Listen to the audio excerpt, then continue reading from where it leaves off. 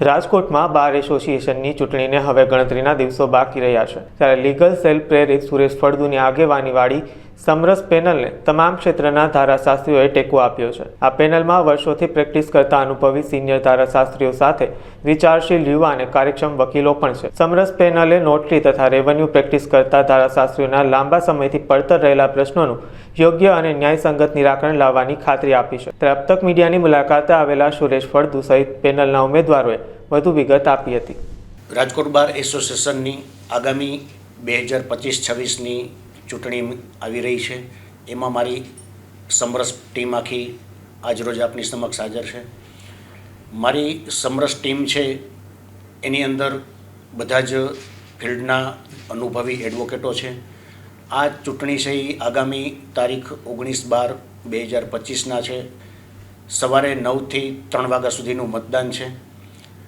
અમારી સમરસ ટીમ જુદી જુદી જગ્યાએ પ્રચારમાં ગયેલ છે અને એના અનુભવના આધારે અમને જુદા જુદા બાર, પેટા બારો એ ઉપરાંતના જુદા જુદા સમાજના એડવોકેટો દ્વારા બોડી સંખ્યામાં પ્રતિસાદ મળેલ છે અને સમર્થન આપેલ છે અને અમને ટેકો આપેલ છે.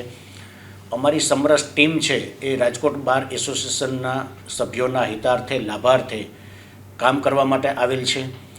અમારી ટીમ જોવામાં આવે તો એક ટીમના સભ્યો દરેક પ્રમુખના હોદ્દાને લાયક હોય આવા હોદ્દેદારો છે.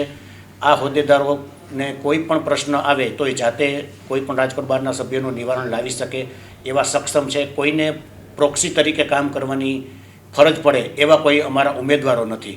અને આ બધા જ ઉમેદવારો માત્ર ને માત્ર રાજકોટ બાર એસોસિએશનના હિતાર્થે શું કામ કરી શકાય, કઈ રીતે કામ કરી શકાય અને રાજકોટ બારમાં એક ઇતિહાસ રચાય એના માટે થઈને પોતાના પ્રેક્ટિસમાં વ્યસ્ત હોવા છતાં માત્ર રાજકોટ બારના હિતાર્થે અને રાજકોટ બારની ગરિમાની આન બાન શાન જે લેવલે છે એ લેવલથી અપ લઈ જવા માટે અને ગત વર્ષના જે કડવા અનુભવો છે એ કડવા અનુભવોના કારણે જે રાજકોટ બારના સભ્યોએ હેરાનગતિ પરેશાનીનો સામનો કરવો પડેલ છે એ ભવિષ્યમાં કોઈને સામનો કરવો ન પડે એવા શુભ હેતુથી અમારી સમરસ ટીમ છે એ કાર્ય કરવા માટે રાજકોટ બારના તમામ સભ્યોને વિતાર્થે મત માગી અને ભવ્ય વિજય અપાવવા માટે બધાને અરજ કરી રહેલ છે.